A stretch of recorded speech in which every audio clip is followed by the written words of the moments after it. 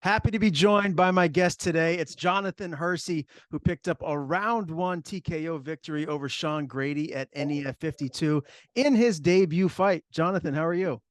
Excellent. Yourself? I'm doing fantastic, man. What a performance. Not a whole lot of tape to really, dissect your overall game. You were in and out of there quick. Was that your game plan to get this over with as fast as possible? I mean that worked out great, but I didn't really have a game plan. I was just hoping. Yeah, I guess if I had a game plan, it would be to finish it quick. Now, obviously, the fight was Saturday night. We're a few days past that right now. Are you still on cloud nine? Tell me your emotions after your win and your debut fight. I am still riding pretty high, but it's fading already. I haven't been back in the gym. I'm headed. That's where I'm headed next. So yeah, the feeling is already fading. I'm ready to start seeking the next thing. Okay, very good. So you do want to fight again. This wasn't a one and done thing. No, no, no. Okay. I definitely do that again. Okay, very good. Now, tell me, what were the nerves like? Obviously, the hard part is training at Nostos with all the killers that you have there, right? So, but For what was sure. the nerves like making the walk to the cage? Um, let's see. The walk to the cage, I would say probably while in the locker room and probably 2 to 3 hours prior to the fight. That's when I felt it most. All through fight camp, I really didn't feel it. A lot of people ask me, "Do you feel butterflies?" And I was like, "No, I don't."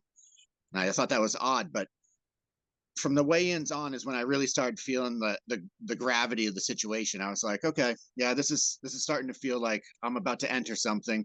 And down in the locker room, I was really just kind of taking it all in, but but definitely starting to feel some form of nerves. And what that was is I just felt like I was kind of sitting next to myself, observing this. But once my cornerman started warming me up and hitting pads, I really just started dialing in my focus, and the nerves kind of went away. What did you think of Sean Grady as an opponent leading up to the fight? Did you have any type of idea as to what kind of a fighter that he was? I had no clue. I knew his name. I knew the name of his gym. I knew what state he was from, and that's about it. I think Coach Powell said he'd seen a 3 second clip of the guy, and he shot up a straight front kick, and that was all I had to go on. So completely unknown. Weigh-ins day, I saw the USMC tattoo on his arm, so I was like, all right, that says something. Um, I mean, when I saw him at weigh-ins, I was like, all right, this dude's got a great physique. He's obviously working as hard as I am.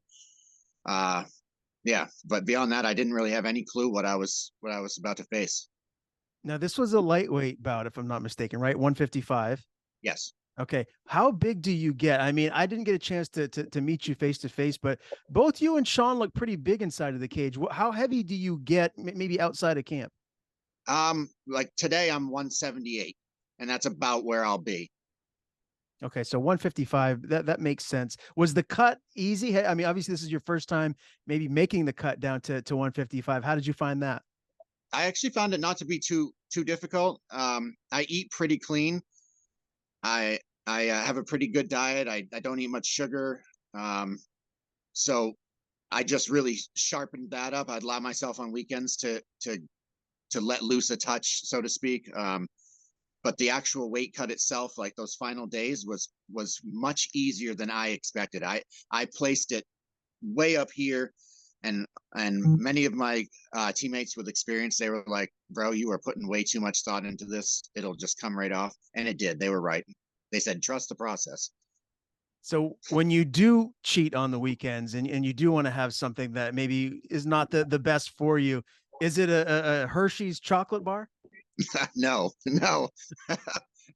Maybe a crumble cookie here or there. Okay, fair enough. By the way, I love the t-shirt, man. I just thought it was genius with the last name. It's perfect. I believe Carolyn came up with that. Yeah, it's a great idea. Everybody's always mistaken my name my entire life. They've always called me Hershey, so it just fit. All right, leave it to Carol Lynn. She's the smart one, that lady right there.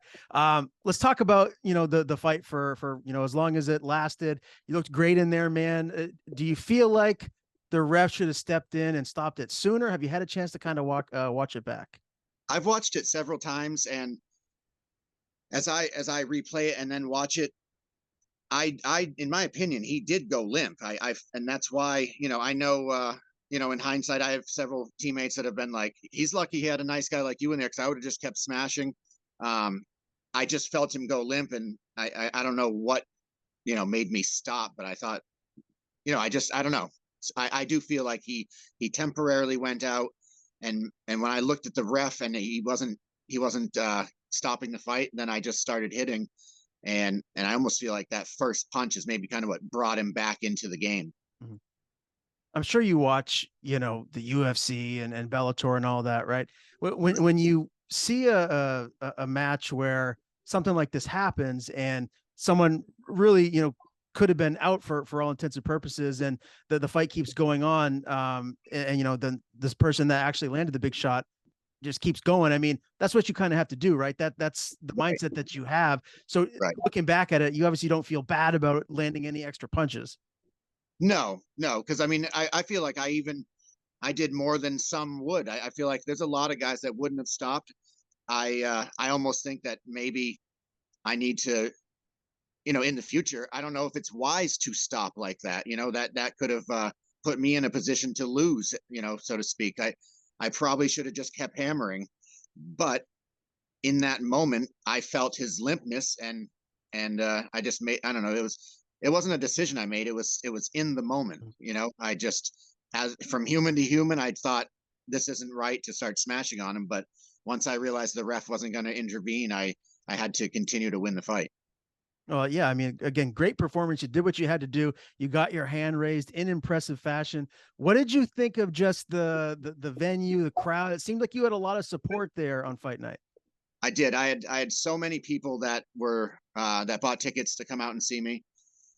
So I definitely had a huge crowd out there. It got extremely loud when I came out. The venue was great.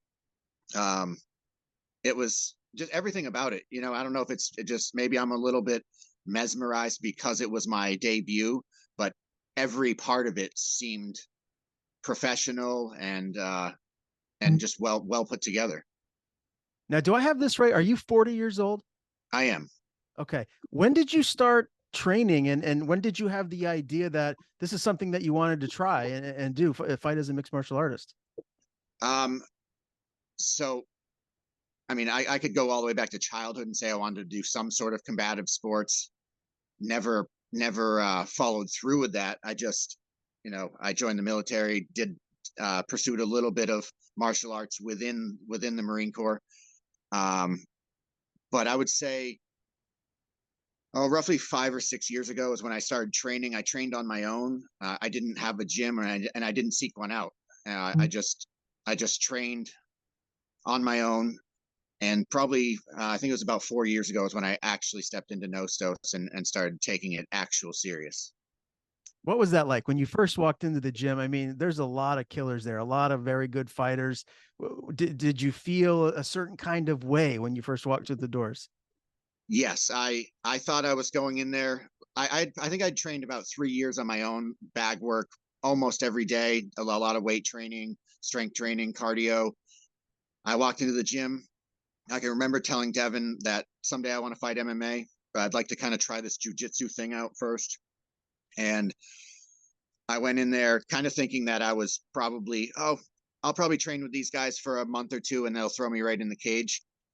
And as we know, 4 years later, I finally made my debut because I walked in there and realized that I didn't know shit.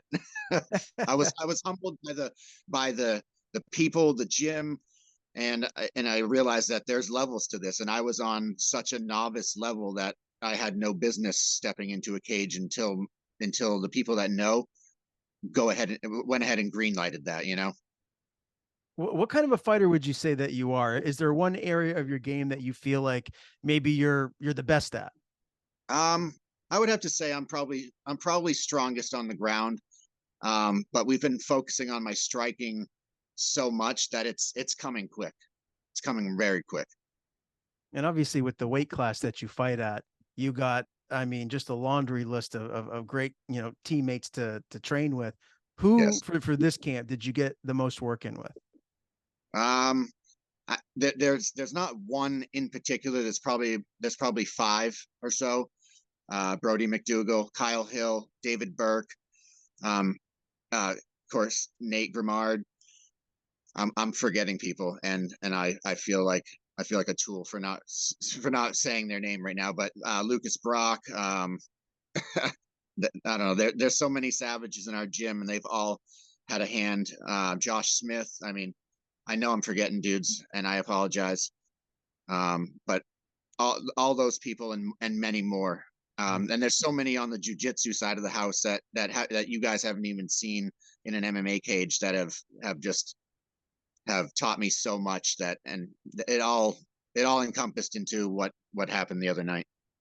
When's my guy David Burke fighting next? Do you have any inside info you can give me? I don't truly know. I'm starting to see some whisperings in the messages though. I think it's coming.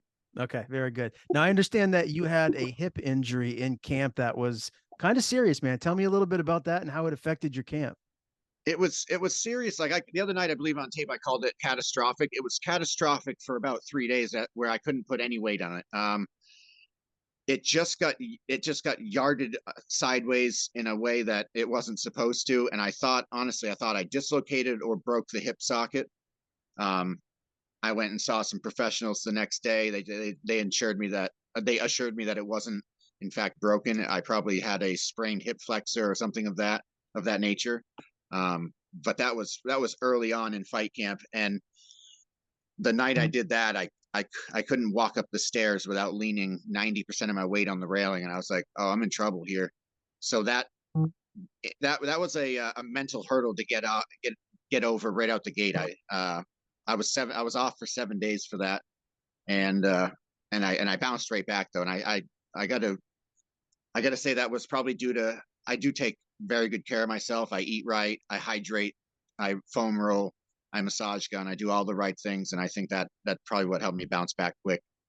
Okay, very good. And you mentioned earlier you were in the military. What do you do for work? I know you're a family man, wife, kids. Tell me what that balance is like. I call myself a glorified butler. Um, so I take care of a family, and I do all their odds and ends, airport runs and stuff of that nature, things of that nature. Um, the family side of the house, my family is 100% invested in this as much as I am. Uh, they're my number one support team. Honestly, they allow me to come in late every night. Um, my wife's an amazing person who's just nurtured my dreams from the get go. On the nights where, quite frankly, when I was walking around with a stick around after that hip injury, she was the one telling me, this is going to be just this is just going to be a challenge you have to get over." So ultimately, my family has been they've been in my corner since the beginning. Since when I before I went to Nostos, I used to train on my own, and I would train every single night, and I'd be gone for hours. I would always come home to a cold supper, and um, I missed I missed a lot of things, and my kids and my wife, they all support all of that because they see something in me even on the days where I didn't see it. How old are your kids? They are 22, 19, and 16. Oh wow. Okay. Yeah. I thought you were going to say something a lot younger than that. I forget that 40.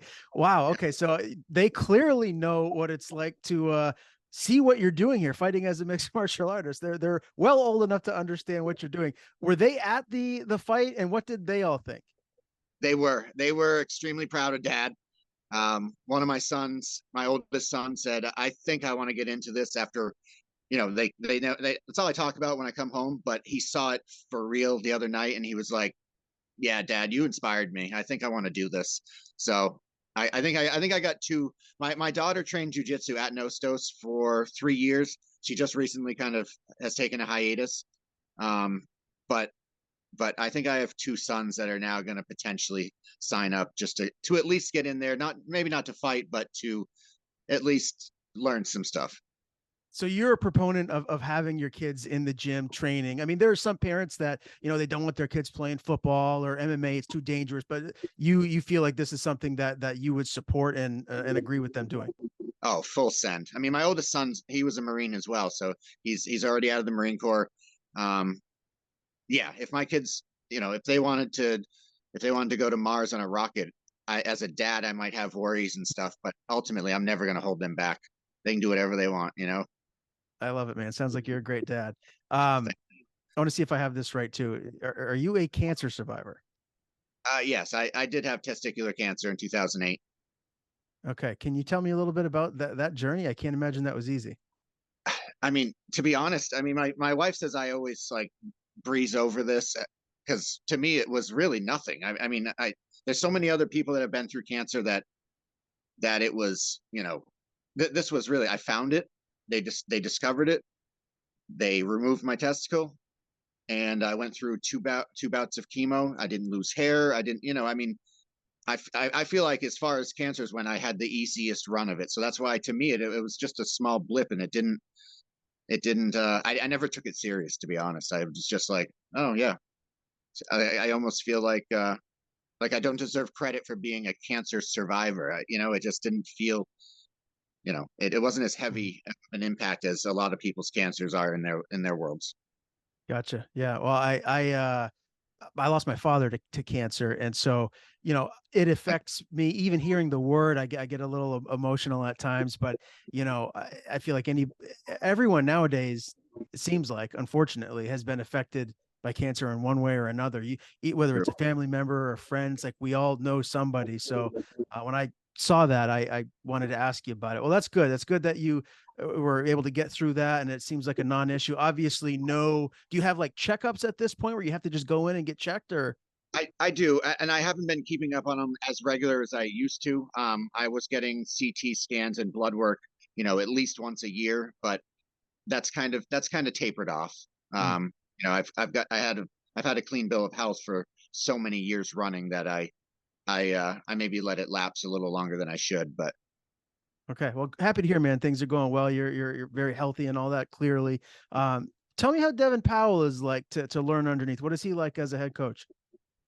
um, Devin is just an amazing person. He pushes us hard. I don't know. I'm kind of at a loss of words with that question right now. He sees potential in people, and he pulls it out of you. He doesn't quite tell you what your potential is. He just pulls it out of you, and he's such a he's such a I mean, quite, I probably overuse this word, but he's such a savage. You know, you've seen his highlight reel. There's nothing that puts the guy that has no quit. Quit is like he still outperforms us in the gym, and he tells us like I should not be outperforming any of you. So you know that's just when we're doing flutter kicks and wall sits, you look across and there's Coach Powell doing them with us every time. He's always leading from the front. He's just an exemplary coach, and I was just, you know, I could have gone to so many other gyms, and I just happened to have, by the grace of God, to walk into Nostos. Yeah, you're at a great gym, great people around you, great teammates. There's no doubt about that, my man. NEF 53 is going to be July 8th at the Merrill Auditorium. Are we going to see you back in there? What's the plan for your next fight? I I think there's a good chance. I haven't talked with any of my coaches about it. Um, I'm dealing with a touch of a hand issue. I don't know the other night if I maybe might have fractured something in my hand. I have to get that X-rayed. But I think July 8th is not out of the it's not out of the realm of possibility. Certainly. And what are your goals, Jonathan, as an MMA fighter? What is it that you want to accomplish now? Um, I'd like to see an amateur belt around my waist, and I mean I'm I'm not I'm not completely off track with thinking that I could go pro. You know, Okay. I know there's a lot of probably a lot of doubters out there because of my age, but age is I don't think of age like the rest of the world does. It's just a ceiling that people put over themselves. You know, some of Rome's greatest gladiators fought into their 70s and retired on their own of their own free will. So, you know, I'm only halfway there. I love it, man. I love it. You and me are the same age range, so I'm with you 100%. I think you go for it. Take it as far as you can go, my man. Well, and again, congrats on a beautiful performance. I look forward to seeing you back in the cage here very, very soon, and maybe a little bit more cage time, which I'm sure you would like to be in there and kind of feel that, and have a war, so to speak. Where that wouldn't be the worst thing in the world, right? No, I'd really like to show people just how deep my cardio goes. You know that's probably where I shine. If it gets dragged into a third round, that's where I actually and I honestly feel like I get better as the fight gets deeper. So the other night was, it was awesome, but it didn't test or show off my skill set really. Um, yeah, I want to show people what a 40-year-old gas tank truly looks like. I love it, man. Can't wait to see you back in there. But before we do sign off here today, I want to give you the floor. Tell people where they can follow you on social media. If you have anything to plug, any sponsors to thank, the floor is yours. All right. Well, I'd like to thank all of my sponsors. I should have probably prepped for this meeting better because I'm not going to name them off because I'm going to forget one of them unless I took my shirt off right now and read them off the back. But if you go on any of my social media, which I don't even have that off the top of my head, I am on Instagram and Facebook. Um, I think my Instagram name is something like Jonathan 402, but the 4, the 0, and the 2 is broken up in my name, and it's Jonathan Hersey. So just search me. I'm terrible at social media. My wife is my social media PR person. I'm social media illiterate because I get home, the last thing I want to do is scroll on my phone. So my wife takes care of all that. She's amazing. But I have amazing sponsors. I mean, all of them, and I feel terrible that I didn't come to this meeting prepped with that. Uh, next time I'll do better. Fair enough, my man. Well, you did great. It was fantastic interviewing you here for the first time. Again, congrats on the win, and I look forward to chatting with you again here very soon. Excellent. Thank you so much.